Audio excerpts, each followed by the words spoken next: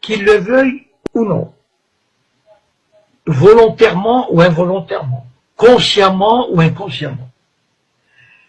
Les Berbères, je dis les Berbères, mais bon, on dit les Amazighs ou les Berbères, bon, moi j'ai toujours appris à dire les Berbères, je suis désolé si ça...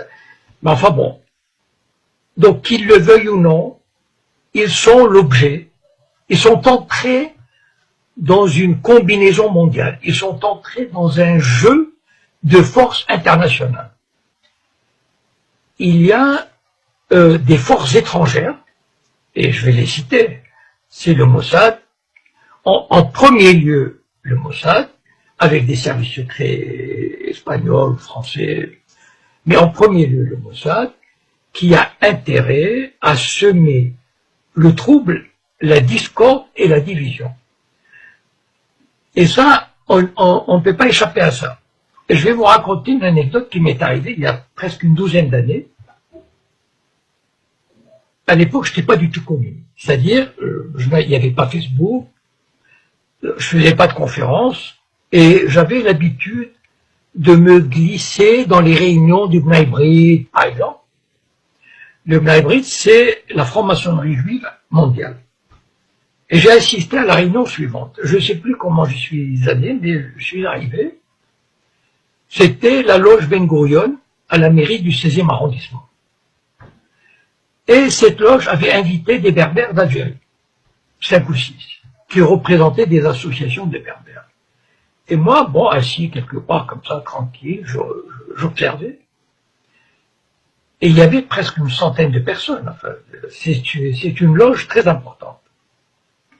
Ce sont tous des juifs sionistes. Et là, ils ont commencé à leur dire, oui, c'est bien, vous menez un bon combat pour votre identité culturelle, votre culture. Enfin, ils les caressaient dans le sens du poil.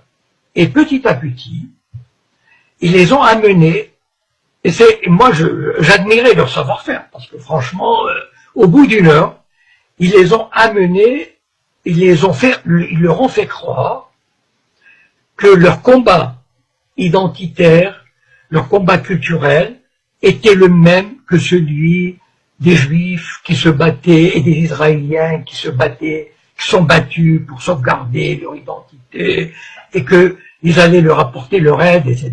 Et c'est la première fois où j'ai pris conscience que les organisations judéo-sionistes s'intéressaient aux problèmes berbères.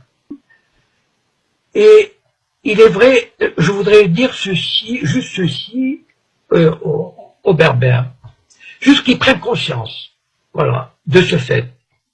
Mais ayez juste à l'esprit ceci, qu'il y a des forces extérieures qui vous font miroiter des choses, voilà. C'est-à-dire, il y a des agents du Mossad qui vont voir des Amazighs, qui vont leur dire mais vos grands-parents étaient juifs, vous pouvez avoir une bourse pour Israël, en fait vous vous appelez pas je sais pas quoi, mais vous appelez Jacob ou Lévi, enfin je sais pas, voilà. Et ça marche pour certains. Petit à petit, ils sèment le trouble. Et certains Amazighs, certains Berbères pensent trouver un appui, pensent trouver, comment dire, une voie de sortie d'une exploitation ou d'un colonialisme qui se trouverait à Rabat ou à Alger. Moi, je voudrais juste, comment dire, j'ai pas du tout à vous dire comment il faut faire, de quelle manière il faut se battre, quelles sont les revendications que vous pouvez demander, etc. C'est pas mon rôle. Voilà, mon rôle, c'est, moi qui ai un peu d'expérience, qui ai une petite vision comme ça, de vous éclairer sur les dessous des cartes. Voilà, sur les tenants et les aboutissants. Ne vous faites jamais d'illusions sur le Mossad et sur les sionistes. Ils détestent tout le monde.